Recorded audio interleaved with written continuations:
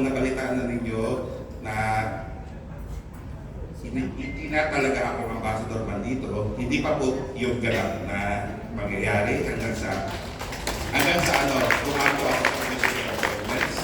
Kaya hindi ko po ipagyayabang o ipagmamalaki o isa-celebrate sa inyo na ako po yung na masasabi na nating ambassador ng Pilipinas dito. Subalit, malaki pong tulong ang inyong mga tawag doon, maiinit na pagtanggap sa akin muli sa aking pagkakas.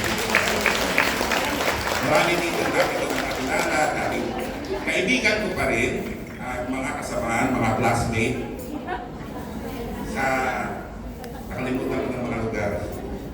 Mga panahon na yon, ako po ay isa katulad ninyo na nag-aaral din dito sa Lebanon. Ang inaaral ko po ay paano magsindi sa inyo bilang inyong ginagawa dito sa Lebanon. Hindi ko po inakala na ako ay mapipili para pumunta dito, pero sa magandang kapalaran na ibigay sa akin, dito po ako napunta. Muntik na po ako mapunta sa Jeddah bilang Consul General. Pero sa kasamang palad para sa atin. Masaya po ako na bumabalik dito na may bagong mata. Ang matang iyon ay medyo hopeful sa lahat ng magagawa ko sa tulong ninyo para mapabuti ang mga kalagayan natin lahat dito sa Lebanon. Ang pagsisilbihan ko po kung sakasakaling papalarin ang ako'y maging ambassador dito sa bansang Lebanon ay hindi lang po yung, of course, interes ng magagawang Pilipino. Dapat po rin ipakita ko sa bansang Lebanon na ako ay magaling o mabuti at makakabuti sa relasyon ng Pilipinas at ng Lebanon. Ingatan ko yung po yung aking bawat hakbang, kaya huwag po kayong maninibago sa akin, ghost ko po yung iba. Wala pong ganun na iniisip ko na hindi ko kayo papansinin. Ngunit yun lang ay dala po ng pagkakataon at yung rules po ng diplomacy. Hindi ko po pwede ipagmalaki, i-introduce ang sarili ko bilang ambassador kung hindi pa ako tinatanggap ng Lebanon.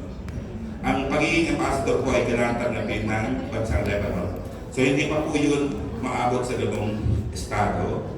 Dadaan pa po ako sa Commission on Appointments nitong August. Pagkatapos nun ako ay makalusot sa Commission on Appointments, ipapadala po ang pangalan ko sa Republika ng Lebanon para sabihin na ako ang tinatalaga ni Pangulong Ferdinand Marcos Jr.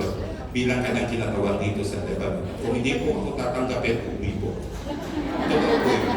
Kaya sa tulong po ninyo, naway ako'y maging mabuting representante ng inyong Pangulo at isa pa po ay maging mabuting instrumento para po sa mabuting relasyon ng Lebanon at ng Pilipinas.